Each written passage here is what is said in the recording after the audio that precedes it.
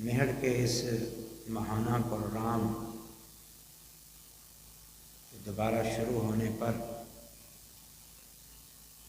میں آپ سب کو مبارکباد پیش کرتا ہوں، کیونکہ دینی پروگرام یہ ہم مسلمانوں کی اصلاح، تربیت، اللہ اور اس کے رسول کے ساتھ جوڑنے کا ایک بہت بڑا ذریعہ ہے۔ اور آپ احباب کی حاضری بھی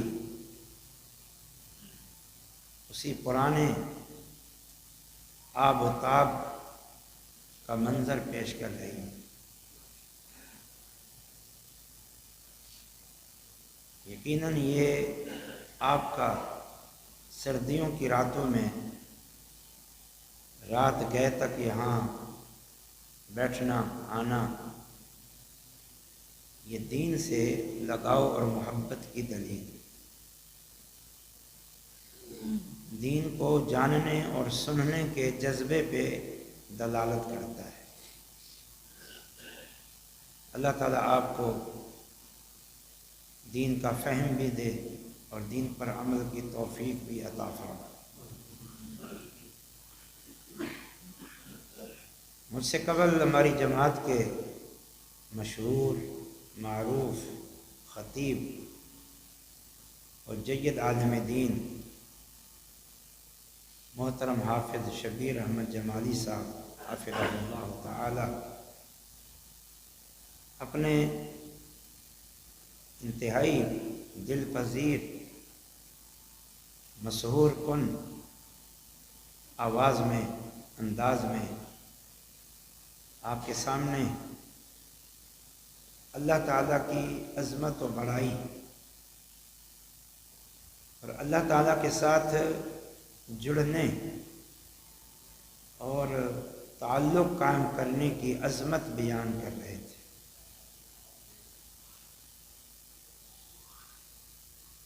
میں اسی بات کو آگے بڑھاتے ہوئے یہ کہوں گا، اللہ تعالیٰ کے ساتھ جڑنے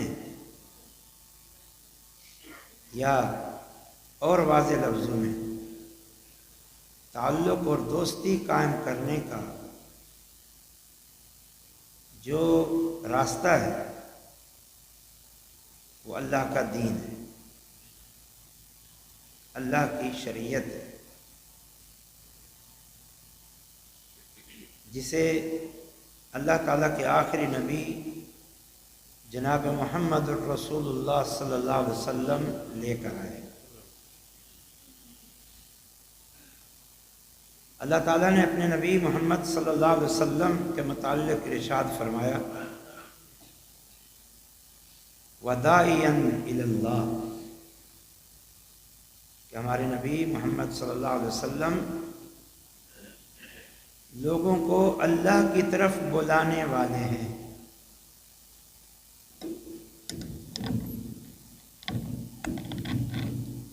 داعیاً الی اللہ، اللہ کی طرف بلانے والے۔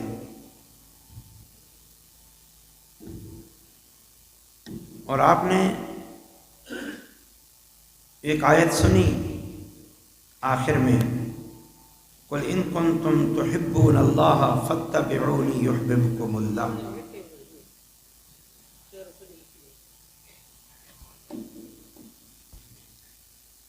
آپ نے ایک آیت سنی، قُلْ إِن كُنتُمْ تُحِبُّونَ اللَّهَ فَاتَّبِعُونِي يُحْبِبْكُمُ اللَّهُ۔ اس کا مفہوم یہ ہے کہ اگر تمہیں اللہ سے محبت ہے اور تم یہ چاہتے ہو کہ اللہ تعالیٰ بھی تم سے محبت کرے، تو اللہ تعالیٰ فرما رہا ہے میرے نبی، میرے حبیب، میرے خلیل محمد صلی اللہ علیہ وسلم کی اتباع کر لو۔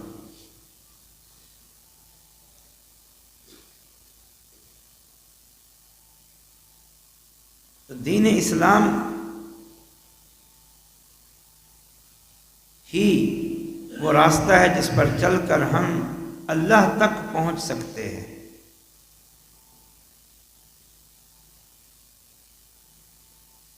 اس لیے اگر آپ چاہتے ہو کہ اللہ تعالیٰ کے ساتھ سچا اور عظیم الشان تعلق قائم ہو جائے، اللہ کے ولی اور دوست بن جاؤ، تو اللہ کے دین پر عمل کرو۔ اللہ تعالیٰ کا ارشاد ہے، الا ان اولیاء اللہ لا خوف علیہم ولا هم يحزنون الذین آمنوا وکانوا یتقون۔ یہ بڑی مشہور آیت ہے، اولیاء اللہ کے تذکرے میں یہ آیت آپ اکثر سنتے ہیں۔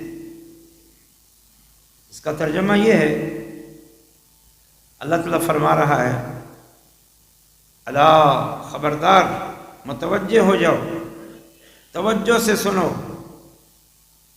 جو اللہ کے دوست ہیں ان پر کوئی خوف نہیں اور کوئی غم نہیں۔ اولیاء اللہ، اللہ کے دوست، ان پر کوئی خوف نہیں اور کوئی غم نہیں۔ وہ ہیں کون؟ اللہ کے اولیاء۔ ان کی پہچان کیا ہے؟ کسی خاص قوم سے تعلق رکھتے ہیں؟ نہیں۔ کسی خاص علاقے سے تعلق رکھتے ہیں؟ نہیں۔ کسی خاص زمانے سے تعلق رکھتے ہیں؟ نہیں۔ کوئی خاص رنگ و نسل ہے ان کی؟ نہیں۔ وہ کون ہے؟ الذین آمنوا وکانوا یتقون، جو ایمان والے ہیں اور تقوی والے ہیں۔ ایمان اور تقوی، اللہ کے دین کو ماننا اور اللہ کے دین پر عمل کرنا، یہ ہے ولی بننے کا راستہ۔ اس امت کے سب سے بڑے اولیاء کون تھے؟ صحابہ کرام۔ اللہ تعالیٰ نے ان کے لیے فرمایا رضی اللہ عنہم ورضوا عنہ، اللہ تعالیٰ ان سے راضی ہے، گیا ہے اور انہیں راضی کر دے گا۔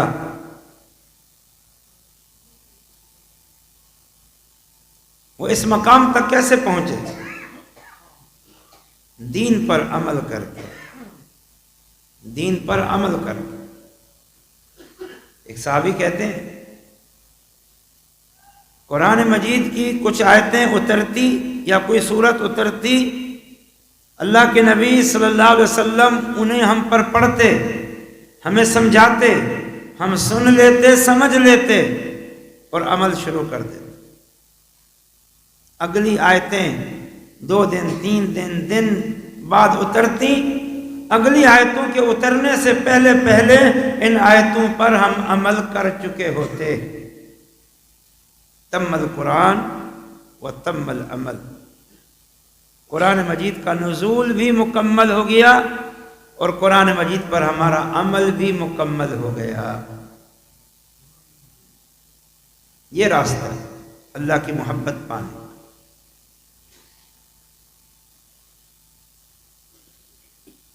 اور کوئی راستہ نہیں۔ کتنا بڑا اللہ کا احسان ہے۔ اللہ تعالیٰ نے اپنے تک پہنچنے کے لیے خود طریقہ، عمل، عقیدہ، دین، شریعت بنا کے اپنے نبی محمد صلی اللہ علیہ وسلم کے ذریعے پہنچا دی، اور محمد صلی اللہ علیہ وسلم نے سمجھا دیا، سکھا دیا۔ ہمارا کام اب اس پر عمل کرنا ہے۔ بیٹھ کے سوچنے کی ضرورت نہیں ہے کہ اللہ راضی کیسے ہوگا، کیا کروں، کیا نہ کروں، کس طرح کروں، کیا کیا عمل کروں، یہ ہمیں سوچنے کی ضرورت ہے نہیں۔ یہ تو اللہ تعالیٰ نے راستہ اپنے نبی کے ذریعے ہمیں دکھا دیا، بتا دیا، سمجھا دیا۔ ہمارے نبی اس راہ پہ چل گئے، صحابہ کرام اس راہ پہ چل گئے، اسی راہ پہ ہم نے چلنا۔ اللہ کا دین، اللہ کی شریعت، یہ ہے صراط مستقیم۔ ہم دعا کرتے ہیں نا اللہ تعالیٰ سے، اہدنا الصراط المستقیم، اے اللہ ہمیں سیدھی راہ دکھا دے اور سیدھی راہ پہ چلا دے اور سیدھی راہ پہ جما دے۔ دعا کرتے ہیں نا اللہ تعالیٰ سے، سورۃ فاتحہ ایک ایک بچے کو آتی ہے، اس میں یہی دعا ہے، اہدنا الصراط المستقیم۔ آگے کیا ہے؟ صراط الذین انعمت علیہم۔ صراط مستقیم وہ ہے جس پہ وہ لوگ چلے جن پر اللہ کا انعام ہوا، یعنی جو صراط مستقیم پہ چلتا ہے وہ اللہ کا انعام یافتہ بن جاتا ہے۔ اور اللہ کے انعام یافتہ لوگ کون ہیں؟ النبیین والصدیقین والشہداء والصالحین، قرآن میں دوسرے مقام پر۔ ومن يطع الله والرسول فأولئك مع الذين أنعم الله عليهم من النبيين والصديقين والشهداء والصالحين۔ جس کسی نے اللہ کی اطاعت کی اور اس کے رسول کی اطاعت کی، یہ اللہ رسول کی اطاعت کرنے والے ہی انعام یافتہ لوگوں کے ساتھ ہوں گے، اللہ کے انعام یافتہ لوگوں کے ساتھ ہوں گے۔ وہ کون ہیں؟ اللہ تعالیٰ نے فرمایا وہ نبی، صدیق، شہید اور صالح۔ نبی کا عمل کیا ہوتا ہے؟ جو دین لاتا ہے اس پر عمل ہوتا ہے۔ صدیق کون ہوتا ہے؟ اللہ کے دین، اپنے پیغمبر کی ایک ایک بات کی تصدیق کرنے والا، ماننے والا، یقین کرنے والا، شک و شبہ نام کی کوئی چیز اس میں نہیں ہوتی۔ اور شہید کون ہوتا ہے؟ جو اللہ کے دین سے اتنا محبت کرتا ہے، اللہ کے دین سے اتنا محبت کرتا ہے کہ اللہ کے دین کی خاطر اسے گردن کٹانا بھی منظور ہوتی ہے۔ اور صالحین کون ہیں؟ نیک لوگ، نیک لوگ، نیکی کرنے والے۔ نیکی کیا ہے؟ جس کا حکم اللہ نے دیا، جس کا حکم اللہ کے رسول نے دیا، یہی نیکی ہے۔ نیکی کوئی الگ سے نہیں ہے، دین پر چلنا ہے، چلنے والے ہی نیک لوگ ہوتے ہیں۔ تو ہم اللہ سے دعا کرتے ہیں اہدنا الصراط المستقیم، اللہ ہمیں سیدھی راہ دکھا۔ سیدھی راہ کہاں جانے کے لیے؟ اللہ تک پہنچنے کے لیے، اللہ کی رضا پانے کے لیے، جنت پانے کے لیے۔ اب دعا تو کرتے ہیں اللہ سیدھی راہ دکھا دے، یعنی ہم اللہ تجھ تک پہنچنا چاہتے ہیں، تیری رضا چاہتے ہیں، تیری جنت چاہتے ہیں۔ تو اللہ تعالیٰ نے سیدھی راہ دے دی، دین اسلام۔ صراط مستقیم کا مختصر ترین معنی ہے دین اسلام، سب مفسرین نے یہی معنی کیا ہے۔ تو دین اسلام پہ چلنا ہے ہمیں۔ ایک اور مقام سنیں، دین اسلام کا اور تعین ہو جاتا ہے، ان الذین آمنوا وعملوا الصالحات سیجعل لهم الرحمن ودا۔ جو لوگ ایمان اور عمل صالح اختیار کرتے ہیں، اللہ تعالیٰ ان کے لیے اپنی محبتیں پیدا فرمائے، یعنی اللہ انہیں اپنی محبتیں عطا فرمائے۔ کن کے لیے؟ جو ایمان اور عمل صالح پر قائم، ایمان اور عمل صالح۔ ایک اور مقام سنیں، ان الذین آمنوا وعملوا الصالحات کانت لہم جنات الفردوس نزلا۔ جو ایمان اور عمل صالح اختیار کرتے ہیں ان کے لیے جنت الفردوس ہے، جو اللہ کی طرف سے ان کی مہمانی ہے۔ تو منزل ہے اللہ کی ذات، منزل ہے اللہ کی رضا، منزل ہے جنت، منزل ہے اللہ کا قرب، منزل ہے اللہ کی دوستی۔ یہ کیسے حاصل ہوتی ہے؟ دین اسلام پر عمل کر کے۔ دین اسلام کیا ہے؟ اللہ رسول کی اطاعت۔ دین اسلام کیا ہے؟ شریعت محمدی، طریقہ محمدی۔ صراط مستقیم کیا ہے؟ جس راہ پہ محمد الرسول اللہ چل کے گئے اور جس راہ پہ محمد صلی اللہ علیہ وسلم نے صحابہ کو چلایا، بس یہی صراط مستقیم ہے۔ اور کوئی ذریعہ نہیں اللہ تک پہنچنے کا، بس جان لو اس بات کو۔ شریعت کو چھوڑو گے گمراہ ہو جاؤ، بھٹک جاؤ۔ مشرکین مکہ کو جانتے ہیں آپ لوگ، ابو جہل، ابو لہب، اتبا طیبہ، جن کو اللہ نے مشرک کہا، دائمی جہنمی کہا، جن سے اللہ کے رسول نے قتال کیا، وہ اللہ کو مانتے تھے، اللہ کی محبت کے بھی طلبگار تھے۔ قصور کیا تھا؟ وہ صحیح راستے پہ نہیں چلے۔ جب ان سے پوچھا جاتا کہ تم نے نیک لوگوں کے مجسمے اور مورتیاں بنا کر ان کی پوجا کیوں کی ہے؟ یہ تو شرک ہے، سب سے بڑا گناہ ہے۔ وہ کیا کہتے تھے؟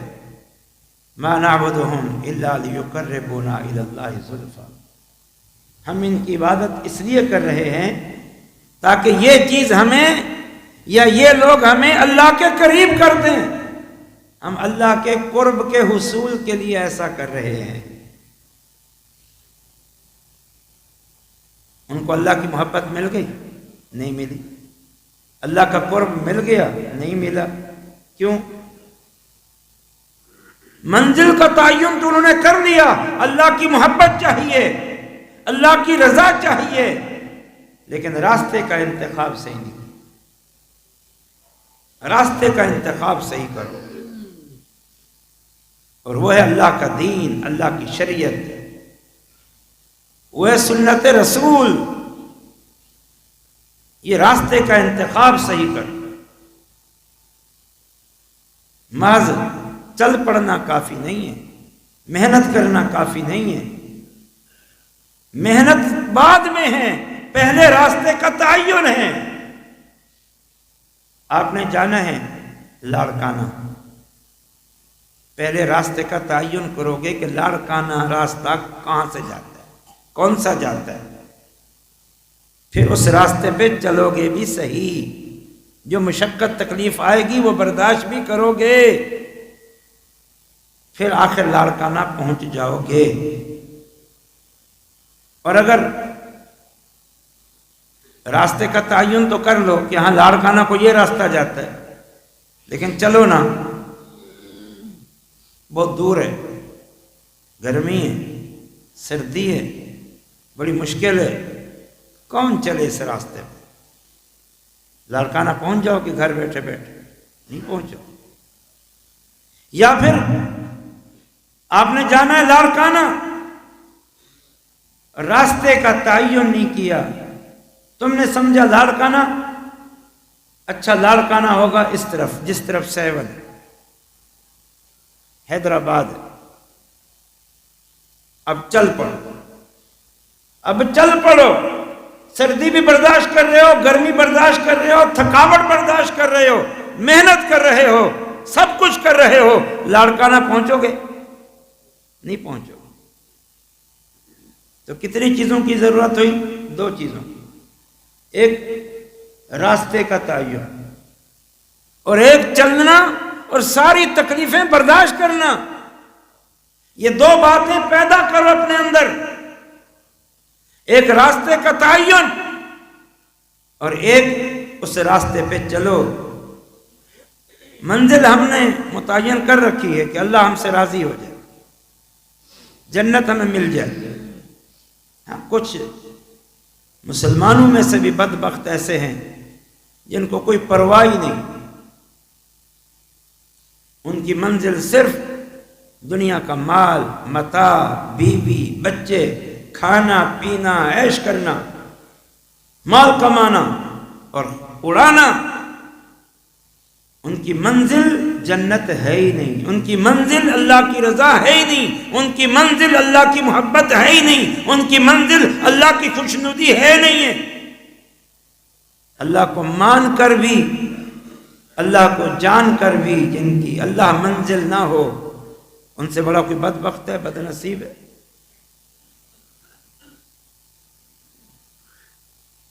حالانکہ جب اللہ مل جائے گا، اس کی رضا مل جائے گی، اس کی جنت مل جائے گی۔ وہ جنت کیا ہے؟ نعمتوں سے بھری ہوئی، ہر قسم کی نعمتیں، مالا عین نورات، نبی صلی اللہ علیہ وسلم فرماتے ہیں اللہ فرماتا ہے اعددت لعبادی الصالحین، میں نے اپنے نیک بندوں کے لیے وہ نعمتیں تیار کر رکھی ہیں ما لا عین رات، جسے کسی آنکھ نے نہیں دیکھا، ولا اذن سمعت، کسی کان نے نہیں سنا، ولا خطر علی قلب بشر، کسی انسانی دل پر ان نعمتوں کا تصور بھی نہیں آیا۔ اللہ نے وہ کچھ تیار کر رکھا جس میں دودھ کی نہریں، شہد کی نہریں، عمدہ شراب جس کے پینے سے نشہ نہیں آئے گا، دماغ میں فطور نہیں آئے گا، انسان بہکے گا نہیں، بڑی لذت آئے گی اس شراب کی نہریں جس میں ہر قسم کی نعمتیں، کھانے کی، پینے کی، پہننے کی، عالیشان محلات، اور وسیع و عریض جنت ایک ایک بندے کو ملے، وسیع و عریض جنت آپ تصور بھی نہیں کر سکتے۔ نبی صلی اللہ علیہ وسلم نے فرمایا جو بندہ سب سے آخر میں جنت میں جائے گا اسے جنت میں کتنی جگہ ملے گی؟ جتنا یہ پوری دنیا ہے اس سے بھی زیادہ۔ کس کو؟ جو آخر میں جنت میں جائے گا، اس سے بھی زیادہ، کتنا گنا زیادہ؟ اس جیسی 10 زمینیں پھیلا دو، جتنا زمین بنے گی اتنا سب سے آخری جنتی کو اللہ جگہ عطا فرمائے۔ تصور ہے آج کے دور؟ تم سمجھتے ہو کہ ہمیں گھر مل گیا اور دکان مل گئی، سب کچھ مل گیا، اس کی حیثیت ہی کیا ہے؟ 20 سال 30 سال 40 سال بعد بوڑھے ہو جاؤ گے، دوسروں کے محتاج ہو جاؤ گے، ہسپتالوں میں جان نکل جائے گی، اور 2 گز زمین میں جا کے 2 کپڑوں کے اندر تمہیں ڈال دیا جائے گا۔ ان کی چھوڑو، آپ کی بات کرتا ہوں۔ آپ طلبگار نظر آتے ہو نا، یہاں آنا اللہ کے گھر میں رات کے اس گزرے ہوئے وقت میں، سردی کی راتوں میں یہاں آئے ہو، یقیناً تمہاری منزل اللہ کی ذات ہے، اس کی رضا اور خوشنودی ہے، اس کی جنت ہے، اور یہی رغبت اور شوق تمہیں دلا رہے تھے مولانا شبیر احمد کہ اللہ سے تعلق قائم کرو، وہ عظیم بادشاہ ہے، وہ بڑا بادشاہ ہے، سلطنتوں کا مالک ہے، عظمتوں کا مالک ہے، اس کی دوستی اختیار کرو۔ تمہیں ابھار رہے تھے، لیکن اس کے لیے کیا ہے؟ 2 کام ہے، ایک راستے کا تعین اور ایک اس راستے پہ چلنا ہے۔ اکثر مسلمانوں نے وہ چل تو رہے لیکن راستے کا ان کو صحیح تعین نہیں۔ چل رہے ہیں، کر کیا رہے ہیں؟ باپ دادا کی اندھی پیروی، کر کیا رہے ہیں؟ نت نئے طریقے اللہ کو راضی کرنے کے ایجاد کرتے رہتے ہیں۔ ابھی جو میں نے اشارہ کیا سورۃ فاتحہ کی طرف، اس کو ذرا پڑھ کے دیکھ، اہدنا الصراط المستقیم صراط الذین انعمت علیہم، اللہ سیدھی راہ دکھا دے، سیدھی راہ وہ جس راہ پہ تیرے انعام یافتہ بندے چلے، اور وہ کون ہے؟ نبی چلے، صدیق چلے، شہید چلے، صالحین چلے، ہمیں وہی راستہ دکھا اور اسی پہ چلا، غیر المغضوب علیہم۔ اے اللہ مغضوب علیہم لوگوں کا راستہ اس پہ نہ چلانا، والضالین اور گمراہ لوگوں کے راستے پہ بھی ہمیں نہ چلانا۔ مغضوب علیہم کون ہے؟ جن پر اللہ کا غضب اترا، یہ یہودی۔ حدیث جامع ترمذی میں نبی صلی اللہ علیہ وسلم نے فرمایا مغضوب علیہم الیہود اور الضالین النصارى، اللہ ہمیں مغضوب علیہم کے راستے پہ نہ چلانا۔ وہ کون ہے؟ یہودی۔ ان کا طریقہ کیا تھا؟ ان میں ایک بڑی خرابی جو تھی نا، بڑی خرابی، وہ بد عملی تھی۔ بد عملی۔ راستہ معلوم تھا کہ ہم موسیٰ علیہ السلام کے ماننے والے ہیں، تو رات ہمارے پاس ہے، اس پر چل کر اللہ کو راضی کر سکتے ہیں، اللہ کو خوش کر سکتے ہیں، جنت پا سکتے ہیں، یہ بات معلوم تھی، لیکن وہ چلے نہیں۔ بہت مشکل ہے جی۔ کہا تھا نا موسیٰ علیہ السلام نے معراج کی رات جب 50 نمازیں فرض ہوئی اور محمد صلی اللہ علیہ وسلم بلندی سے نیچے یہ 50 نمازیں لے کے آ رہے تھے، آگے موسیٰ علیہ السلام ملے، پوچھا ہے محمد صلی اللہ علیہ وسلم اللہ نے آپ کو آپ کی امت کے لیے کیا تحفہ دیا؟ فرمایا 50 نمازیں۔ کہا اوہو یہ تو بہت مشکل ہے، میری امت کو اللہ نے صرف 2 نمازیں دی تھی اور وہ 2 نمازیں ادا نہیں کر سکی، وہ 2 نمازیں ادا نہیں کر سکی، مغضوب علیہم بن گئی، اللہ کے غضب کا شکار ہو گئی۔ آپ اپنے رب کے پاس جائیں، کمی کرائیں۔ یہ پورا قصہ آپ جانتے رہتے ہیں۔ 5 کم ہوئیں، پھر موسیٰ علیہ السلام نے بھیجا، پھر 5 کم ہوئیں، پھر بھیجا، پھر 5 کم ہوئیں، حتیٰ کہ باقی 5 بچیں۔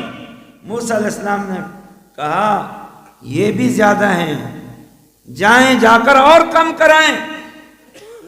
تو نبی صلی اللہ علیہ وسلم نے کہا کہ اب مجھے شرم آئی۔ جانتے ہو نا اس حدیث کو؟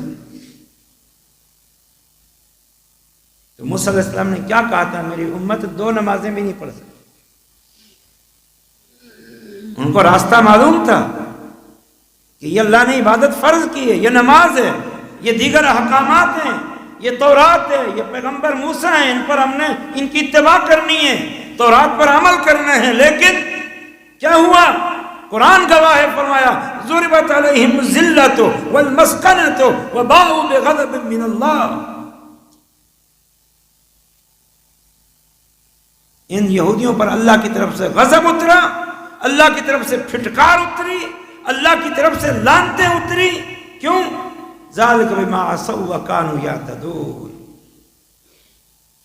یکفرون بآیات اللہ ویقتلون النبیین بغیر حق، ذالک بما عصوا وکانوا یعتدون۔ یہ اللہ کی آیتوں کا انکار کر دیتے، اللہ کے احکامات کا انکار کر دیتے۔ یار ہم سے نہیں ہوتا، ہم سے عمل نہیں ہوتا، ہم سے یہ مشقتیں برداشت نہیں ہوتی۔ دنیا کے لیے مشقتیں برداشت ہوتی ہیں کہ نہیں ہوتی؟ آپ سب کسی نہ کوئی کام کرتے ہو کہ نہیں کرتے؟ گھروں میں بیٹھے رہتے ہو، کوئی سروس کرتا ہے، کوئی ملازمت کرتا ہے، کوئی دکان چلاتا ہے، کوئی کھیتی باڑی کرتا ہے، کوئی دوسرے شہر جاتا ہے، کوئی دوسرے ملک جاتا ہے، کوئی ہے جو گھر بیٹھا ہوا کچھ نہ کچھ کرتا ہے کھانے پینے کے لیے، کیونکہ یہ ضرورت ہے۔ دین کے لیے مشقتیں کرو، دین کے لیے بھی تکلیفیں اٹھاؤ، اللہ تک پہنچنے کے لیے بھی جدوجہد کرو اور کوشش کرو۔ یہ دنیا کی زندگی ہے ہی جنت کمانے کے لیے، اللہ کی رضا پانے کے لیے، اللہ کو خوش کرنے کے لیے۔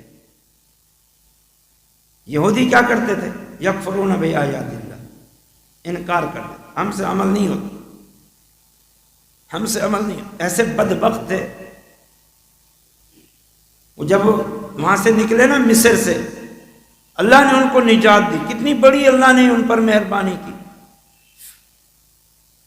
فرعون نے بنی اسرائیل کو غلام بنا رکھا تھا، غلام جانتے ہو؟ ان سے بغیر کسی معاوضے کے صرف کھانے پینے کو دیتا تھا، باقی ان سے اپنے سارے کام کرواتا۔ سارے مصری اور قبطی بنی اسرائیلوں کو غلام بنایا ہوا تھا انہوں نے، ان کی کھیتی باڑیاں کرتے تھے، ان کے جانور پالتے تھے، ان کے گھروں کی صفائیاں کرتے تھے۔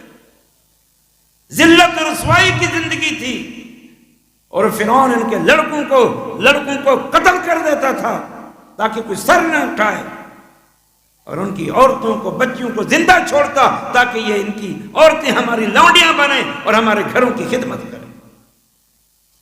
اللہ نے کرم کیا، رحم کیا، احسان کیا، فضل کیا، موسیٰ علیہ السلام کے ذریعے نجات مل گئی،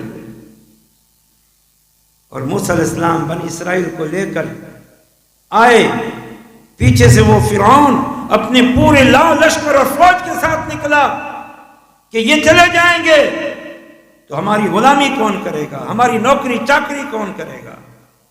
وہ پوری فوج لے کے پیچھے آئے. وہ تو اللہ تعالیٰ کے فضل و کرم سے سمندر میں راستے بن گئے اور موسیٰ علیہ السلام قوم کو لے کے جا رہے ہیں. فرعون نے سمجھا کہ شاید میں بھی نکل جاؤں، وہ بھی داخل ہو گیا. موسیٰ علیہ السلام اور بنی اسرائیل پار لگ گئے اور جب یہی سے اس میں ان راستوں میں بچے، اللہ نے جو سمندروں کو پہاڑوں کی طرح چٹانوں کی طرح پانی کو روکا ہوا تھا حکم دیا اور پانی بہہ پڑا اور سب غرق ہو گئے. کتنا بڑا انعام و احسان تھا، کتنا بڑا اللہ نے کرم کیا. کچھ بھی ان ظالموں کو یاد نہیں رہا، نافرمانیاں کی، راستے میں تنگ کرتے رہے، حتیٰ کہ جب اللہ تعالیٰ نے ان پر من و سلوہ اتارا ہوا تھا، آسمانوں سے تیار شدہ کھانا ان کے لیے آتا تھا. آسمانوں سے جانتے ہو نا، من سلوہ آتا تھا. کہنے لگے موسیٰ من سلوہ کھا کھا کے، ایک غذا کھا کھا کے تنگ آ گئے. کہ اللہ سے دعا کر اللہ تعالیٰ ہمیں کوئی دال ساگ کھلائے، سبزیاں اور ترکاریاں کھلائے. یہ من سلوہ کھا کھا کے تنگ ہو. اللہ تعالیٰ نے کہا ٹھیک ہے، ادخلوا هذه القرية، اس بستی میں سامنے ہی بیت المقدس کی بستی آ گئی، چلو اس میں داخل ہو جاؤ. بس دو کام کرو، ایک جب داخل ہو تو داخل ہونا سجدن، سجدہ کرتے ہوئے، اور نمبر دو وقولوا حطۃ، بخشش طلب کرتے ہوئے داخل ہونا. تم نے بڑی گستاخیاں بے ادبیاں کی ہیں، تمہیں معاف کر دیں گے. نغفر لکم خطایاکم وسنزید المحسنین. لیکن گھٹی میں بس بد عملی پڑی ہوئی تھی. میں نہیں مانتا، میں نہیں مانتا. فبدل الذین ظلموا قولا غیر الذی قیل لهم، انہوں نے تبدیل کر دی. اللہ نے کہا سجدہ کرتے ہوئے جانا. صحیح بخاری مسلم میں ہے یہ نالائق اپنی سرین کے بل بیٹھ کے گھسٹ گھسٹ کے اس دروازے کو کراس کیا کہ ہمیں جھکنا نہ پڑے اللہ کے آگے، تواضع نہ اختیار کرنی پڑے. اتنا بے ادبی اور گستاخ، بد عملی. اور کہا گیا تھا کہ استغفار کرتے ہوئے جانا. استغفار کی بجائے زبان پہ کیا تھا؟ ہمیں تو گندم چاہیے، ہمیں تو گندم چاہیے، ہمیں تو گندم چاہیے. استغفار کی نعوذ باللہ میں کوئی ضرورت نہیں. یہ بدعمل قوم. اللہ نے پھر ان پر عذاب نازل کیا طاعون کا. یہ بعض مفسرین نے کہا کہ وہ عذاب کیا تھا؟ وہ شدید ترین سردی تھی جو اللہ نے ان پر مسلط کر. تو بنی اسرائیل، موسیٰ علیہ السلام نے کہا کہ یہ پڑھ نہیں سکیں گے دو نمازیں، یہ بدعملی، بدعملی کی راہ پہ نہ چل. اور دوسری خرابی کیا ہے؟ وَلَلظَّالِّينَ، اے اللہ ہمیں گمراہ لوگوں کے راستے پہ بھی مت چلانا. یہ گمراہ لوگ عیسائی تھے. ان عیسائیوں کا جرم کیا تھا؟ ان کا ایک الگ سے جرم تھا. منزل انہوں نے متعین کر لی، اللہ کی رضا اور خوشنودی. چل بھی پڑے، محنت بھی کی، کوشش بھی کی، لیکن راستہ متعین نہیں کیا. راستہ متعین نہیں کیا. اللہ کو راضی کرنا ہے، ہم کر لیں گے، محنت کریں گے، کوشش کریں گے، عمل کریں گے، بہت عمل کریں گے، اللہ کو منا لیں گے ہم. اور ظالموں، تمہارے پاس عیسیٰ آئے تھے، تورات لے کر آئے تھے. وہ کیوں آئے تھے؟ تمہیں راستہ ہی تو دکھانے آئے تھے، راستہ ہی تو بتانے آئے تھے. یہی تو بتانے آئے تھے اللہ راضی کیسے ہوتا ہے، اللہ تک کیسے پہنچا جاتا ہے، اللہ کو کون سے عمل پسند ہیں، اللہ کو کون سی نیکیاں پسند ہیں. لیکن نہیں، ہم اللہ کو راضی کر لیں گے. کبھی کیا طریقہ، کبھی کیا طریقہ، کبھی کیا طریقہ، کبھی کیا طریقہ. نت نئی بدعات، خرافات عیسائیوں نے شروع کر دی اور وہ کیا بن گئے؟ گمراہ بن گئے. گمراہ ہو گئے. گمراہ جانتے ہو؟ گم راہ، گم کا معنی گم کر بیٹھنا، راہ کا معنی راستہ، راستہ گم کر بیٹھنا۔ راستہ کیا تھا؟ جو رسول نے بتایا، جو انجیل نے بتایا، جس پر عیسیٰ علیہ السلام چلے۔ کیا کہا تھا عیسیٰ علیہ السلام نے؟ اٹھا کے دیکھیں قرآن۔ عیسیٰ علیہ السلام نے کہا تھا ان اللہ ربی وربکم، ان اللہ ربی وربکم فاعبدوہ ھذا صراط مستقیم۔ اللہ میرا بھی رب ہے، تمہارا بھی رب ہے، فاعبدوہ، صرف اس ایک اللہ کی عبادت کرو، ھذا صراط مستقیم، یہ سیدھی راہ ہے جس پر چل کے تم جنت میں جا سکتے ہو۔ اللہ کی عبادت پیغمبر کے اسوہ کے مطابق، تعلیم کے مطابق۔ انہوں نے کہا نہیں جی ہم اللہ کو منا لیں، جیسے کہ آج مسلمانوں میں طرح طرح کے لوگ ہیں، ہم ڈھول بجا کے نعوذ باللہ اللہ کو منا لیں گے، ہم سرنگیاں بجا کے اللہ کو منا لیں گے۔ کہتے کہ نہیں کہتے؟ ہم ناچ ناچ کے اللہ کو منا لیں گے۔ یہ اصطلاحیں ہیں کہ نہیں؟ رسول نے یہ طریقہ بتایا اللہ کو منانے کا، نت نئے طریقے۔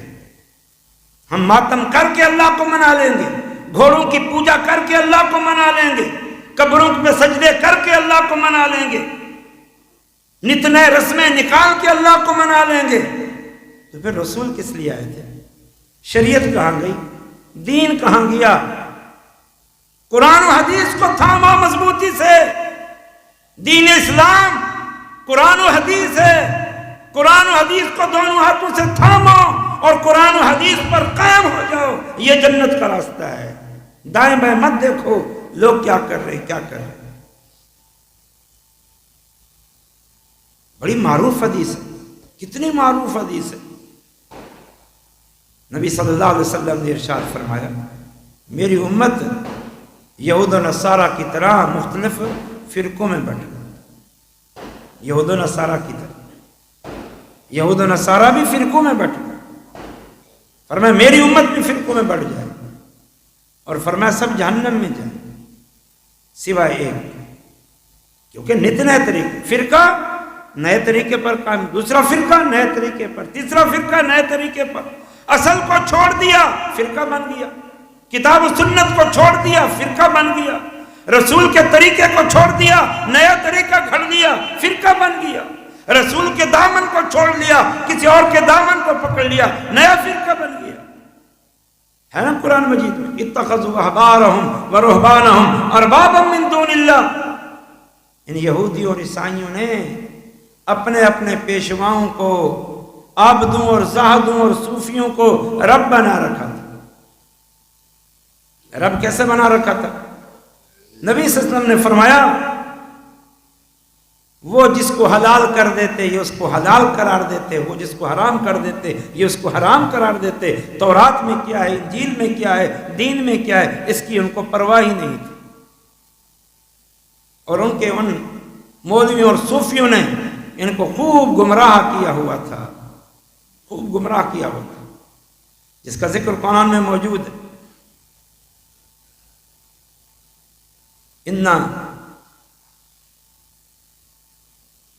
اس آیت کا معنی ہے کہ بہت سارے راہب اور مولوی ان یہود و نصارہ میں ایسے گزرے ہیں لَيَأْكُلُونَ أَمْوَالَ النَّاسِ بِالْبَاطِلِ وَيَصُدُّونَ عَنْ سَبِيلِ اللَّهِ۔ اللہ تعالیٰ فرماتا ہے اے لوگوں ڈر جاؤ ان مذہبی پیشواؤں سے جو تمہارا ناحق طریقے سے مال کھاتے ہیں اور تمہیں اللہ کی راہ سے دور کرتے ہیں۔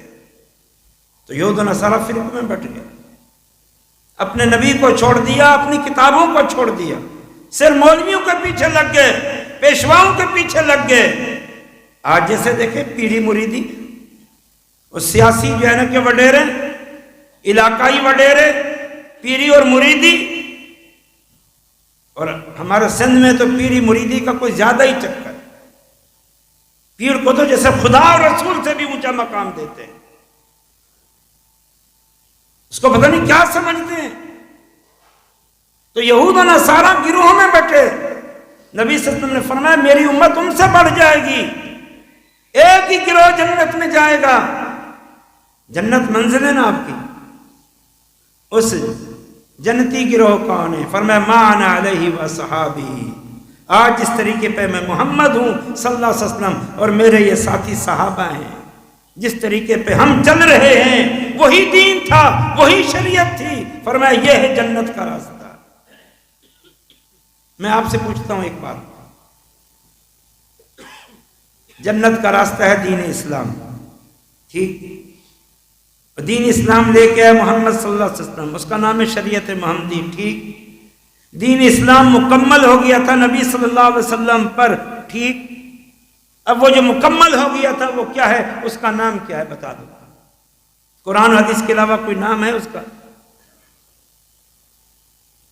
جنت کا راستہ، اللہ تک پہنچنے کا راستہ دین ہے، اسلام ہے، شریعت محمدی ہے، اور وہ دین مکمل ہو گیا اور وہ قرآن و حدیث کی صورت میں موجود ہے۔ باقی طریقے کہاں سے آ گئے؟ یہ فلاں سلسلے، یہ فلاں عمل، جی کوئی نبی کی محبت کے نام پر بدعت جاری کیے ہوئے، کوئی اولیاء کی محبت کے نام پہ بدعت جاری کیے ہوئے، کوئی اہل بیت کی محبت کے نام پر بدعت جاری کیے ہوئے، اور کسی نے خود ہر دور کے نئے مرشد بنائے ہوئے، وہ ہر مرشد نیا دین گھڑ کے ان کو بتاتا ہے کہ یہ کرو یہ کرو، اور تو اور کچھ تو یہ کہتے ہیں تمہیں کچھ کرنے کی ضرورت ہی نہیں ہے، ہم بخشوا دیں گے، تمہیں کچھ کرنے کی ضرورت ہی نہیں۔ یہ مسلمانوں تمہیں کیا ہو گیا؟ تمہیں کس راہ پہ لگا دیا؟ تم جس کا کلمہ پڑھتے ہو محمد صلی اللہ علیہ وسلم کا، وہ تمہیں اللہ کی طرف بلانے آئے تھے، وہ تمہیں اللہ کی راہ پہ لگانے آئے تھے۔ تو دین قرآن و حدیث، بس اس بات کو ذہنوں میں بٹھا لو، دین قرآن اور حدیث۔ قرآن تو ہے، وہ تو سب جانتے ہو کہ دین ہے، بتانے کی ضرورت نہیں ہے، اور حدیث بھی۔ حدیث کیا ہے؟ نبی صلی اللہ علیہ وسلم کا فرمان، نبی صلی اللہ علیہ وسلم کا عمل، یہی نا حدیث، کوئی اور چیز؟ تو یہ دین نہیں تو اور کیا چیز دین؟ اللہ تعالیٰ فرماتا ہے اطیعوا اللہ و اطیعوا الرسول، اطاعت کرو اللہ کی، اطاعت کرو اللہ کے رسول کی۔ ہاں ایک جگہ کہا وَأُولِي الْأَمْرِ مِنْكُمْ، جو تمہارے حاکم ہیں، یہ تمہارے بڑے ہیں، معاشرتی معاملات میں ان کی بات مانو، لیکن فَإِن تَنَازَعْتُمْ فِي شَيْءٍ فَرُدُّوهُ إِلَى اللَّهِ وَالرَّسُولِ، جو تمہارے بڑے ہیں خاندان کے یا مذہبی اعتبار سے جن سے تم وابستہ ہو، اگر وہ تمہیں کوئی ایسی بات کہیں اور تمہیں نظر آئے ان کی بات اللہ رسول کی بات سے ٹکراتی ہے، فَرُدُّوهُ إِلَى اللَّهِ وَالرَّسُولِ، تو پھر ان کی بات کو لوٹا دو اللہ رسول کی طرف کہ مانیں گے اللہ رسول کی۔ لا طاعت لمخلوق فی معصیت الخالق، صحیح بخاری کی حدیث ہے، نبی صلی اللہ علیہ وسلم نے فرمایا اطاعت حاکم کی بھی ہے، اطاعت والدین کی بھی ہے، اطاعت استاد کی بھی ہے، بڑے بزرگ کی بھی ہے، لیکن کب تک؟ جب تک ان کی بات شریعت کے مخالف نہ ہو۔ شریعت کے مخالف جس کی بات آ جائے اس کو دیوار پہ دے مارا جائے گا۔ اللہ تعالیٰ نے اپنی اور اپنے نبی کی اطاعت ہم پر فرض کی۔ ما آتاکم الرسول فخذوا وما نهاکم عنہ فانتہوا، ہمارا رسول جو دے وہ لینا، جس سے روکے رک جانا۔ اللہ نے کہا میرے نبی کی بات ماننا، تو وہ بھی دین ہے۔ لقد کان لکم فی رسول اللہ اسوۃ حسنہ، اللہ تعالیٰ فرماتا ہے میں تمہارے لیے اگر تم اللہ کی ملاقات چاہتے ہو، آخرت کی کامیابی چاہتے ہو، اللہ کی عبادت کرنا چاہتے ہو، تو تمہارے لیے میرے نبی کی زندگی بہترین نمونہ ہے۔ تو نبی کی سنت اور نبی کی حدیث کو اللہ نے دین قرار دیا ہے۔ کوئی اور مائی کا لال جو کہے کہ میری بات بھی دین ہے، یا کہو کہ فلاں کی بات بھی دین ہے۔ ہاں اگر اس کی بات اللہ رسول کی بات کے مطابق ہے تو دین ہے، اگر مطابق نہیں ہے تو پھر وہ دین نہیں ہے، وہ شریعت نہیں ہے۔ تو اللہ کے دین کو سمجھو، دین قرآن و حدیث ہے اور کوئی چیز دین نہیں۔ قرآن و حدیث کو مضبوطی سے تھا۔ اللہ تعالیٰ فرماتے ہیں وَأَنزَلَ اللَّهُ عَلَيْهِ الْكِتَابَ وَالْحِکْمَةَ، اے لوگو اللہ نے اپنے نبی محمد صلی اللہ علیہ وسلم پر کتاب قرآن بھی اتاری ہے، والحکمت، اور حکمت بھی اتاری ہے، وہی حکمت حدیث ہے۔ اللہ نے قرآن بھی اتارا اور قرآن کے علاوہ بھی کچھ اپنے نبی پہ اتارا۔ نبی صلی اللہ علیہ وسلم فرماتے ہیں، ابو داؤد کی حدیث ہے، الا انی اوتیت القرآن ومثلہ معہ، لوگو مجھے اللہ نے قرآن بھی دیا ہے اور قرآن کے مثل ایک اور چیز بھی دی ہے، اور وہ حدیث ہے۔ قدم قدم پر اللہ کے رسول صلی اللہ علیہ وسلم نے دین بیان کیا۔ 23 سال میں اللہ کے رسول نے بیان کیا، وہ بھی دین ہے جو آپ نے بیان کیا، کچھ قرآن میں ہے، کچھ حدیث میں ہے، یہ سب مل کر دین اور شریعت ہے۔ تبھی تو دیکھو صحابہ آگے حدیثیں بیان کرتے تھے، تابعین ان سے لیتے تھے، پھر وہ آگے بیان کرتے تھے، پھر محدثین آئے، انہوں نے ان کو جمع کر دیا، اور آج بخاری، مسلم، ابو داؤد، نسائی، ترمذی، ابن ماجہ کی صورت میں یہ ہمارے پیارے نبی کے فرامین، پیارے نبی کے شب و روز، ان کا اسوہ حسنہ، ان کا عمل، ان کا فعل، ان کا طریقہ ان حدیثوں میں جمع کر دیا گیا ہے۔ تو تمہیں اور کیا چاہیے؟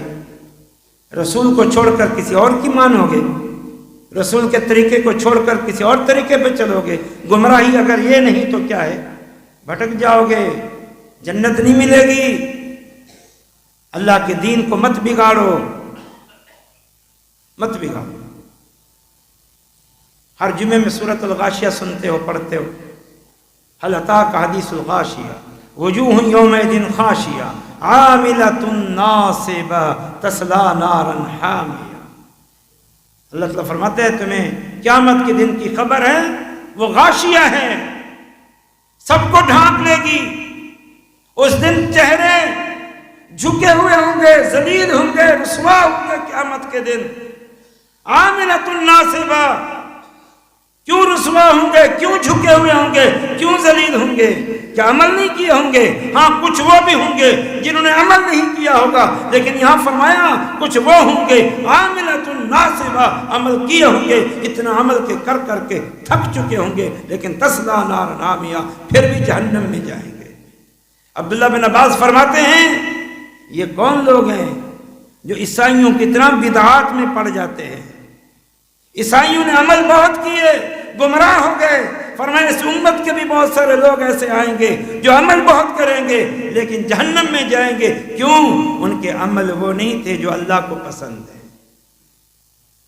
اللہ نے تو قرآن اتارا اور بطور نمونہ کے محمد کو بھیجا صلی اللہ علیہ وسلم۔ آج کلمہ پڑھنے والوں کو محمد کی حدیث پسند نہیں اور محمد عربی کا طریقہ پسند۔ عجیب روش ہے۔ اللہ کا مقام بھی دیا ہوا ہے، اپنے نبی کو یا بزرگوں کو یا ولیوں کو ان کی عبادت کرتے ہیں، ان کو مشکل کشا سمجھتے ہیں، ان کو حاجت روا سمجھتے ہیں، ان کی قبروں پہ جا کے سجدے کرتے ہیں، رکوع کرتے ہیں، نذر و نیاز دیتے ہیں۔ اور رسول کا مقام بھی دیا ہوا ہے اپنے اپنے اماموں کو، بزرگوں کو، ولیوں کو، مرشدوں کو، اور ہیں کیا جنت کے طلبگار۔ میرے بھائیوں راستہ متعین کرو، دو ٹوک انداز میں، میرے کوئی بات غلط ہو تو بتاؤ، راستہ متعین کرو اور پھر چلو، چلو اور راستہ متعین کرو، راستہ متعین کرو اور چلو۔ نہ یہ کہ راستہ متعین ہو چلو نہ، یہ بھی غلط، اور نہ یہ کہ چلو تو صحیح راستہ متعین نہیں، یہ بھی غلط ہے۔ اگر جنت میں جانے کا ارادہ ہے تمامی کا، کسی شاعر نے کہا اگر جنت میں جانے کا ارادہ ہے تمامی کا تو پہن لو گلے میں کرتا محمد کی غلامی صلی اللہ علیہ وسلم۔ کون سی غلط بات کہتے ہیں؟ ایسا نہ کرو، دین کو سمجھو، دین کو سیکھو، دین کو جانو۔ کتاب و سنت یہ دین ہے۔ ہم نے کیا کیا ہوگا؟ بتاؤں کچھ ہم نے کیا کیا ہوگا؟ ایک طبقہ وہ ہے مسلمانوں کا جو کہتے ہیں کہ یہ قرآن جو ہمارے اندر پایا جاتا ہے یہ نعوذ باللہ قرآن اصلی نہیں، اصلی قرآن تو ایک امام لے کے غار میں چھپے ہوئے۔ بتاؤ اس سے بڑی کوئی گمراہی ہے؟ یہ قرآن نعوذ باللہ اصلی نہیں ہے. ایسے لوگ ہیں کہ نہیں؟ اصلی کیوں نہیں ہے؟ کہتے ہیں نعوذ باللہ اسے جمع کیا صحابہ نے ابو بکر کے حکم پر، اور پھر بعد میں عثمان کے حکم پر، اور باقی صحابہ معاون تھے. اور نعوذ باللہ یہ رسول اللہ کے صحابہ، یہ دین کے داعی، یہ دین کے خادم، یہ رسول اللہ کے ساتھی، جنہوں نے قدم قدم پر اللہ کے رسول کا ساتھ دیا، نعوذ باللہ یہ فاسق ہیں، فاجر ہیں، ظالم ہیں، کافر ہیں، منافق ہیں. انہوں نے یہ قرآن بنایا ہے تو انہوں نے اس قرآن میں رد و بدل کر دیا، کمی بیشی کر دی اور کچھ ضائع کر دیا. یہ اصلی قرآن نہیں ہے. ایسے لوگ ہیں کہ نہیں؟ آپ جانتے ہو. بتاؤ ان کا کوئی دین سے تعلق ہے؟ ان کو جنت ملے گی؟ بھئی دین کی اصل اور بڑی اور بنیادی کتاب ہے ہی قرآن. یہ قرآن سیدھی راہ دکھاتا ہے. یہ قرآن تمہیں سیدھا عقیدہ بتاتا ہے، سیدھا عمل بتاتا ہے، فرائض بتاتا ہے، واجبات بتاتا ہے، تمہیں سچا عقیدہ بتاتا ہے. جو اس کا ہی منکر ہو گیا وہ کہاں سے جنت میں جائے؟ جو وہ قرآن کو نہیں مانتے. کیوں؟ جیسے ان صحابہ نے جمع کیا تو جو حدیثیں ان صحابہ کے ذریعے آئی ہیں ان حدیثوں کو مانیں گے. لہذا وہ بخاری، مسلم، ابو داؤد، نسائی، ترمذی، ابن ماجہ جو ہمارے دین ہیں، ہماری شریعت ہے، ہمارے پیارے نبی کے فرامین ہیں، احادیث ہیں، وہ ان کو تو کھلے عام نہیں مانتے. ان کو تو کھلے عام نہیں مانتے. قرآن کو تو پھر بھی کسی نہ کسی طرح ڈھکے چھپے لفظوں میں مان لیتے ہیں. اصلی وہ ہے، چلو یہ بھی چل جائے گا، نعوذ باللہ. اصلی نہیں ہے، چلو چل جائے گا، لیکن حدیثوں کو تو مانتے ہی نہیں ہیں. کیا ہے ان کے پاس؟ اور ان کی باتیں سنو تو سمجھتے ہیں کہ جنت بنی ہی ہمارے لیے، جنت کے ٹھیکیدار ہی ہم. کیوں جی؟ ہم آل رسول سے محبت کرنے والے، آل رسول سے محبت پر حق ہے، جزو ایمان ہے. لیکن آل رسول کی محبت کے نام پر تم نے اصحاب رسول پہ تبرہ کیا، ان پر کفر کے، نفاق کے فتوے لگائے. آل رسول کی محبت کے نام پر تم نے رسول اللہ کی احادیث کا انکار کر دیا. آل رسول کی محبت کے نام پر تم نے نت نئے بدعات اور خرافات اور شرک کو پیدا کر دیا اور دین محمدی کو آئے دن بگاڑتے رہتے ہو. اور کچھ اور طبقہ ہے جو مختلف صوفیوں کے سلسلوں میں جڑا ہوا ہے. یہ سہروردی ہیں، یہ چشتی ہیں، یہ قادری ہیں، یہ فلاں ہیں، یہ فلاں ہیں، یہ فلاں ہیں، یہ فلاں ہیں. اگر نہیں ہے تو محمدی نہیں ہے، نہیں ہے تو محمدی نہیں ہے، نہیں ہے تو صحابہ کی بات نہیں ہے کہ ہم صحابہ کے نقش قدم پہ چلیں گے. جبکہ اللہ تعالیٰ قرآن میں فرماتا ہے السابقون الاولون من المہاجرین والانصار والذین اتبعوہم بإحسان رضی اللہ عنہم ورضوا عنہ. اللہ تعالیٰ صحابہ میں سے انصار پہ راضی ہے، صحابہ میں سے مہاجرین پہ راضی ہے، اور قیامت تک آنے والے اب ان لوگوں سے راضی ہوگا والذین اتبعوہم بإحسان، جو ان صحابہ کے نقش قدم پہ چلیں گے. یہ قرآن کی آیت ہے، یہ ان کے نقش قدم پہ چلیں گے، اللہ ان سے راضی ہے. اور یہاں سب کچھ ہے. طریقہ نہیں تو رسول کا نہیں، اور طریقہ نہیں تو صحابہ کا نہیں. بعد والے بزرگ آئے، انہوں نے نعوذ باللہ ان کو جنت کا راستہ دکھایا. تو رسول اللہ کس لیے آئے تھے؟ قرآن کیوں اترا تھا؟ رسول اللہ جنت کی راہ پہ نہیں چل کے گئے نعوذ باللہ. کیا صحابہ جن کو اللہ نے جنتی کہا رضی اللہ عنہم کا، کیا وہ جنت کی راہ پہ نہیں چلے کہ انہوں نے آ کے جنت کی راہ تمہیں سمجھائی ہے؟ اور پھر وہ تو چلو تھے، اب تو میں نے جیسے بتایا وہ ہر سال کا نیا مرشد ہے، ہر قوم کا نیا مرشد ہے، اس کے نئے نئے طریقے ہیں.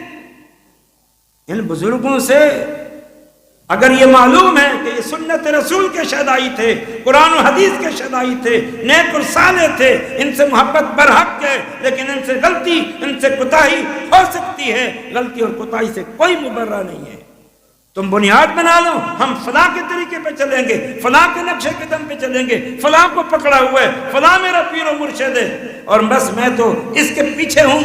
یہ کیا ہے؟ یہ کلمہ پڑھا ہے، لا الہ الا اللہ، عبادت کے لائق اللہ، محمد الرسول اللہ، محمد اللہ کے رسول ہیں، دین ان سے لینا ہے، نہ اللہ کی عبادت ہے نہ رسول کا طریقہ ہے۔ اللہ کے بندو ان خرافات سے بچاؤ، جنت کی شاہراہ واضح ہے، آؤ ہم تمہیں اللہ تک پہنچانا چاہتے ہیں، اللہ سے جوڑنا چاہتے ہیں۔ شیخ شبیر احمد بتا رہے تھے اللہ سے جڑ جاؤ، اسی میں عزت ہے، اسی میں عظمت ہے، اسی میں کامیابی ہے۔ اور میں تمہیں بتا رہا ہوں اللہ تک پہنچنے کا راستہ کیا ہے، اللہ کا دین، شریعت محمدی، قرآن و حدیث، سنت رسول، اس کے علاوہ کچھ بھی نہیں، کچھ بھی نہیں اس کے علاوہ۔ کچھ اور ہے، وہ سرے سے حدیث کو دین ہی نہیں مانتے، منکرین حدیث، وہ حدیث کو دین ہی نہیں مانتے۔ اللہ فرماتے ہیں میرے نبی کی اطاعت کرو، آپ نے آیتیں سن لی مجھ سے۔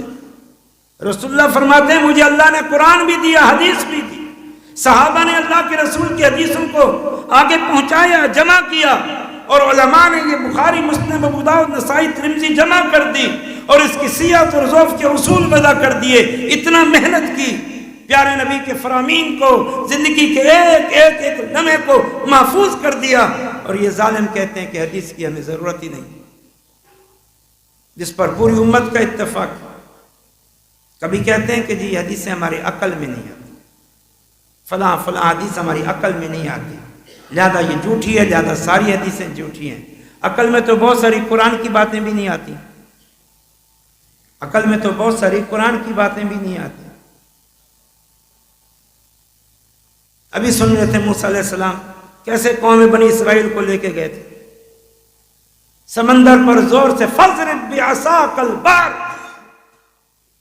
ہے نا، اے موسیٰ اس سمندر پہ زور سے لاٹھی مارو، کیا مارو؟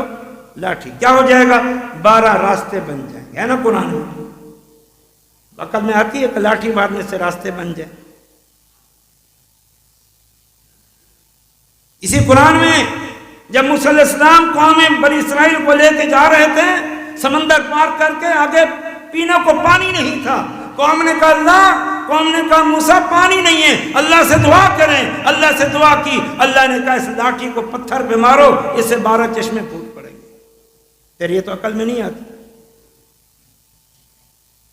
عقل میں تو رسول اللہ صلی اللہ علیہ وسلم کا معراج کے سفر کو بھی جانا نہیں آتا، پھر کیا کرو؟ قرآن جھوٹا ہو گیا۔ جب اللہ کو اللہ مان لیا، رسول کو رسول مان لیا، تو اللہ کی بات بھی سچی، رسول کی بات بھی سچی۔ اس بنیاد پر تم معتزلہ اور یعنی دیگر گمراہ قوموں کے نقش قدم پہ چلتے ہو، ہم حدیث کو نہیں مانتے، پھر قرآن کو کیسے سمجھو گے؟ دین کہاں سے لوگے؟ آدھے سے زیادہ دین تو حدیث سے آیا ہے، حدیث کا انکار کر دیا تو آدھے سے زیادہ دین چلا گیا۔ اور قرآن کی کتنی آیتیں ایسی ہیں ان کی تفسیر حدیث کرتی ہے، اور اگر حدیث کو نہیں لوگے تو قرآن کی وہ تفسیر تم کرو گے۔ تم رسول کا مقام سنبھال رہے ہو، رسول کی تفسیر پسند نہیں ہے، صحابہ کی تفسیر پسند نہیں ہے، تم آ گئے ہو بڑے مفسر قرآن، اور لوگ کہتے ہیں ہاں جی بڑی پتہ کی بات کیا ہے، یا کہتے ہیں جی حدیثیں تو بعد میں لکھی گئی۔ بھئی بعد میں لکھیں گی تو کیا ہوگا؟ جمع کی گئی، ان کو لکھا گیا، پھر روات پر بحث کی گئی، راویوں کو جمع کیا گیا، ان کی تحقیق کی گئی، ان کے حال جانے گئے، جو راوی ضابط تھا اور جو راوی عادل تھا اس کی روایت قبول کی گئی، جس کا حفظ مضبوط تھا، جو متقی اور پرہیزگار تھا اس کی روایت قبول کی گئی، جس کے حفظ میں کمی تھی اس کی روایت کو نہیں قبول کیا گیا، جس کی نیکی تقوی پرہیزگاری مشہور نہیں تھی اس کی روایت قبول نہیں کی گئی۔ اور کچھ لوگ ایسے دشمنان اسلام پیدا ہو گئے جو دشمنان صحابہ ہیں، انہوں نے حدیثیں گھڑی، حدیثیں بنائی دین کو بگاڑنے کے لیے، ان کا پیچھا کر کے ان کا پتہ لگایا گیا کہ یہ جھوٹے اور کذاب راوی ہیں، ان کی حدیثوں کو بھی الگ کر دیا گیا۔ اتنی محنت کی محدثین نے، ایسا علم ایجاد کیا، علم حدیث، علم رجال، علم مصطلح، کہ تاریخ تاریخ انسانیت میں ایسا مضبوط ترین علم ملتا ہی نہیں ہے۔ اس سے پہلے کبھی کسی نے اپنے نبی یا اپنے بادشاہ یا اپنے خاندان کے کسی بڑے کی کسی باتوں کو، طریقوں کو اس طرح جمع ہی نہیں کیا تھا جس طرح ہمارے صحابہ، تابعین، محدثین نے اپنے پیارے نبی صلی اللہ علیہ وسلم کی زندگی کے ایک ایک لمحے کو محفوظ کر دیا، اتنا محنت کی۔ اور یہ ظالم منکر حدیث ایک لمحے میں کہہ دیتے ہیں حدیث حجت نہیں، اور آپ لوگ ٹھنڈے ٹھنڈے دماغ اس کو قبول کر لیتے ہو۔ وہ تمہارے پیارے نبی کی ساری حدیثوں کو رد کر رہا ہے، آدھے سے زیادہ دین کی نفی کر رہا ہے، قرآن کی سچی تفسیر کی نفی کر رہا ہے، قرآن میں من مانی تفسیر کا راستہ کھول رہا ہے، اور تم ہیں اچھا ٹھیک ہے، بات تو بڑی اچھی کر رہے ہو، ان کی باتوں میں ہاں میں ہاں ملاتے ہو، کوئی ان کو روکنے ٹوکنے والا نہیں ہے۔ رسول کی باتوں کو رد کر رہا ہے کہ رسول کی باتیں حجت نہیں ہے، تو کیسے جنت تک پہنچے گا؟ جنت تک پہنچنے کا راستہ رسول سے ہو کے گزرتا ہے اور کسی سے ہو کے نہیں گزرتا۔ سن لو اس بات کو، قل ان کنتم تحبون اللہ فاتبعونی یحببکم اللہ۔ اگر اللہ سے محبت ہے اور اللہ کی محبت چاہتے ہو، اللہ فرماتے میرے نبی کے پیروکار بن جاؤ۔ اور کچھ اور طبقہ ہے وہ بات ذرا گران گزرے گی،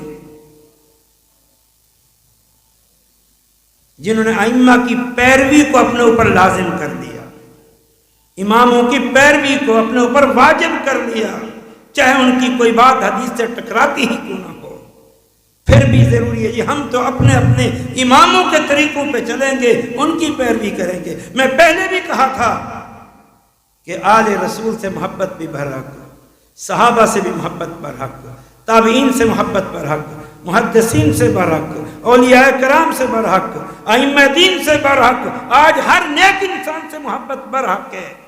لیکن جب بات آئے گی دین کی تو رسول کا مقام کسی کو نہ دو، بس اللہ کا مقام بھی کسی کو نہ دو، رسول کا مقام بھی کسی کو نہ دو۔ اتنی سی ہماری گزارش ہے، اتنی سی ہماری گزارش ہے۔ محبتیں برحق ہیں، کیا محبت اہل بیت کے نام پر یہ ماتم اور گھوڑوں کے جلوس جائز ہیں؟ کیا محبت اولیاء کے نام پر یہ مزارات بنانا، درگاہیں، رکوع، سجدے، نظر و نیاز، وہاں مردوں اور عورتوں کا اختلاط، وہاں قوالیاں اور وہاں یہ سب خرافات جائز ہو گئی؟ شریعت تو کہتی ہے قبر کو پکا نہیں بنا سکتے، یا قبر پکا بنانا تو دور کی بات ہے، یہاں تو پورا مزار کھڑا کر دیا ہے، عمارت کھڑی کر دی ہے، وہاں رکوع اور سجدے ہو رہے ہیں، تو کیا کہو گے یہ محبت اولیاء ہے؟ نہیں، یہ محبت اولیاء نہیں ہے، یہ شیطانی راستے ہیں جو لوگوں کو اسلام سے دور کرنے کے لیے ایجاد کر دیے گئے۔ تو ائمہ سے محبت برحق ہے، ان کی خدمات برحق ہے، لیکن ان کی ایسی تقلید کی حدیث بھی آ جائے تو میں تجھے اپنے امام کو نہیں چھوڑوں گا۔ یہ کس نے تمہیں بتایا؟ اللہ نے بتایا، یہ اللہ کے رسول نے بتایا۔ ابھی آیت آپ کے سامنے پڑھی تھی، یا ایھا الذین آمنوا اطیعوا اللہ واطیعوا الرسول واولی الامر منکم، اطاعت کرو اللہ کی، اطاعت کرو اللہ کے رسول کی اور جو تمہارے بڑے ہیں ان کی، لیکن جب اختلاف ہو جائے فردوہ الی اللہ والرسول، تو لوٹاؤ اللہ رسول کی طرف۔ اتنی تو بات ہم کہتے ہیں، لوٹاؤ اللہ رسول کی طرف۔ اور حدیث بھی ہے ابو داؤد اور جامع ترمذی کی، انه من یعش منکم فسیرى اختلافا کثیرا فعلیکم بسنتی وسنت الخلفاء الراشدین المہدیین۔ نبی صلی اللہ علیہ وسلم نے فرمایا میرے بعد بہت اختلاف پاؤ گے تم، میرے بعد بہت اختلاف پاؤ گے تم۔ جب تم اختلاف پاؤ تو کیا کرو؟ فعلیکم بسنتی، میری سنت کو لازم پکڑو، یا سنت الخلفاء الراشدین، یا خلفاء راشدین کی سنت۔ وہ بھی کس میں؟ نظام حکومت کو چلانے میں، یا جس معاملے میں رسول کا فرمان نہ ہو، ان کے اجتہادات کو ہم بھی مانتے ہیں، قیاس کو ہم بھی مانتے ہیں، لیکن قرآن کی آیت کے مقابلے میں نہیں، حدیث رسول کے مقابلے میں نہیں۔ اور اگر کوئی اجتہاد اور قیاس کر بیٹھو، مجبوراً علم نہیں تھا اور حدیث آ جائے، آیت آ جائے تو اجتہاد اور قیاس کو رد کر دو، پھر قول رسول کو ترجیح دو۔ اس میں ہم نے کون سی گستاخی کر دی اماموں کی؟ میں ایک بات کہتا ہوں، ناراض نہیں ہونا، اگر کوئی حنفی، شافعی، مالکی، حنبلی ایک امام کو فالو کر کے 3 اماموں کی بات کو رد کر کے ان 3 کا گستاخ نہیں ہوتا تو اللہ کی قسم ہم محمد الرسول اللہ کو فالو کرنے کی وجہ سے ان 4 میں سے کسی ایک کی بات کو رد کر کے بھی ہم ان کے گستاخ نہیں ہوتے۔ اگر یہ گستاخی ہے کسی امام کی بات کو رد کر دینا رسول کی وجہ سے، تو ایک امام کی بات کو دوسرے امام کی بات کی وجہ سے رد کر دینا یہ اس سے بڑی گستاخی ہے، یہ اس سے بڑی بے ادبی ہے۔ ہمیں کہتے ہیں گستاخ، کوئی کہتے ہیں اولیاء کے منکر ہیں، کوئی کہتے ہیں اہل بیت کے منکر ہیں، کوئی کہتے ہیں ائمہ کے منکر ہیں۔ ہم بات کرتے ہیں اللہ رسول کی، یہ کہتے ہیں اولیاء کے منکر ہیں۔ ہم بات کرتے ہیں رسول اللہ کی سنت کی، یہ کہتے ہیں ائمہ کے منکر ہیں۔ میرے بھائیوں، دین کی حقیقت کو جانو، دین کی حقیقت کو سمجھو، دین پر عمل کی کوشش کرو، دین کو سیکھو اور سمجھو۔ منزل تمہیں معلوم ہے اللہ کی رضا، راستہ متعین کرو اور اس پہ چل پڑو۔ قرآن و حدیث، نبی صلی اللہ علیہ وسلم نے فرمایا ترکت فیکم امرین لن تضلوا ما تمسکتم بہما، کتاب اللہ و سنتی، موطا امام مالک اور مستدرک حاکم کی روایت۔ 2 چیزیں چھوڑ کے جا رہا ہوں، ان کو مضبوطی سے تھام لو، ہرگز ہرگز گمراہ نہیں ہوگے۔ اور وہ دونوں باتیں کیا ہیں؟ اللہ کا قرآن اور پیارے نبی صلی اللہ علیہ وسلم کا فرمان۔ یہی صحابہ کا منہج تھا، حدیث پوچھتے تھے، حدیث آتی تھی قبول کر لیتے تھے، حتیٰ کہ یہی ائمہ کرام کے اقوال ہیں۔ میں حلفاً قسماً کہتا ہوں، چیلنج دے کے کہتا ہوں، ان 4 مشہور ائمہ میں سے کسی نے اپنی تقلید کو واجب قرار نہیں دیا، چیلنج ہے۔ بلکہ یہ تو کہا اذا صح الحدیث فہو مذہبی، امام حنیفہ نے فرمایا صحیح حدیث آ جائے وہی میرا مذہب ہے۔ امام احمد نے کہا رحمۃ اللہ علیہ لا تقلدونی ولا تقلدوا مالکا ولا الشافعیہ ولا الثوریہ ولا الاوزاعیہ ولکن خذوا من حیث اخذوا۔ لوگوں میری تقلید نہ کرنا، امام مالک کی نہ کرنا، امام شافعی کی نہ کرنا، امام اوزاعی کی نہ کرنا، امام ثوری کی نہ کرنا، بلکہ جہاں سے انہوں نے دین دیا ہے تم بھی دین کی بنیاد اسی کو قرار دینا، ان میں سے کسی شخصیت کو نہیں دینا۔ امام مالک نے کہا تھا لوگوں اس کائنات میں ہر کسی کی بات قبول ہو سکتی ہے، رد ہو سکتی ہے، مگر اس روضہ رسول، اس قبر نبوی میں جو شخصیت، جو عظیم رسول مدفون ہے محمد صلی اللہ علیہ وسلم، یہ وہ ذات ہیں، ان کی بات صرف قبول ہو سکتی ہے، ان کی بات رد نہیں ہو سکتی۔ تو پھر کہاں سے آپ نے یہ چیزیں ساری ایجاد کر لی؟ کوئی کہاں ٹھوکر کھائے ہوئے، کوئی کہاں ٹھوکر کھائے ہوئے، کوئی کہاں ٹھوکر کھائے ہوئے۔ اب ہم تمہیں سیدھی شاہراہ پہ چلاتے ہیں۔ قرآن و حدیث دین ہے، شریعت محمدی دین ہے، ہم نے اللہ رسول کا کلمہ پڑھا ہے، عبادت اللہ کی کرنی ہے، طریقہ رسول اللہ کا کرنا ہے۔ 100 باتوں کی ایک بات، عبادت اللہ کی، طریقہ رسول اللہ کی۔ اور یہ عبادت اور طریقہ ملے گا کہاں سے؟ قرآن و حدیث سے ملے گا، یہ مکمل ہو چکا ہے۔ اس کے لیے آپ قرآن پڑھ، کم سے کم بخاری مسلم پڑھ۔ ہم چیلنج سے کہتے ہیں، ہمارے اسٹیج سے قرآن مجید ترجمے والا گھر میں رکھو، پڑھو، اور کچھ نہیں تو بخاری مسلم سب کا اتفاق ہے۔ جو نہیں مانتے ان کو چھوڑو، جو تو قرآن کو بھی نہیں مانتے ان کی بات نہیں کر رہا، ان کا دین سے کوئی تعلق نہیں ہے، انہوں نے دین کو بگاڑ کے رکھ دیا ہے۔ لیکن باقی ان کو کہہ رہا ہوں کہ گھر میں بخاری مسلم رکھو، اس کا مطالعہ کرو اور اس کی روشنی میں عمل کرو اور صحیح کرو۔ دیکھا دیکھی والا نہیں، سنی سنائی والا نہیں، ذاتی پسند و ناپسند کا نہیں، وگرنہ اللہ نے رسول کو کیوں بھیجا تھا؟ میں اب آخری بات کرنے چلا ہوں۔ وگرنہ رسول آتے، 1-2 دن رہتے، اللہ کا قرآن دیتے اور دے کے چلے جاتے۔ یہ قرآن ہے، اس پر اپنی مرضی سے عمل کرو۔ یا قرآن کی بھی پھر نعوذ باللہ کیا ضرورت تھی اگر من مانی کرنی ہے؟ رسول آتے کہتے دیکھو بھائی محنت کرنی پڑے گی اگر اللہ تک پہنچنا ہے، بس اب اللہ کو راضی کر کے آنا ہے تم نے، تم جانو تمہارا کام جانے، نعوذ باللہ میں نے بتا دیا ہے، اللہ کو راضی کر کے آنا ہے، پھر تو یہی کافی تھا نا۔ اگر منمانی کرنی تھی، منمانی کرنی تھی تو یہی کافی تھا نا۔ جب قرآن آیا، 23 سالہ زندگی نبی صلی اللہ علیہ وسلم نے گزاری، اور پھر صحابہ نے رسول اللہ کی ایک ایک بات آگے پہنچائی، تابعین نے پہنچائی، محدثین نے ان کو جمع کر دیا۔ تم نے کیوں ان کو ردی کی ٹوکری میں پھینکا ہوا ہے؟ کیوں تم نے صرف قرآن کو تبرک کی کتاب سمجھا ہوا ہے؟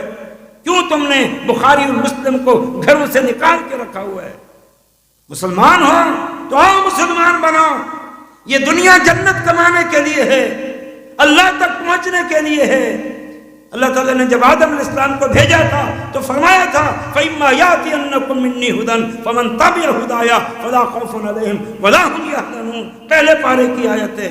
اللہ تعالیٰ نے آدم علیہ السلام کو زمین میں بھیجا تھا تو کہا تھا اے آدم آپ اور آپ کی ذریت جا کے زمین میں رہے، فَإِمَّا يَأْتِيَنَّكُم مِّنِّي هُدًى، میری طرف سے ہدایت آئے گی۔ جس نے اس ہدایت کی پیروی کی اس پر کوئی خوف اور کوئی غم نہیں۔ ہدایت کہاں سے آتی ہے؟ آسمان سے، زمین پہ نہیں بنتی۔ بس اتنا بات ذہن نشین کر لو۔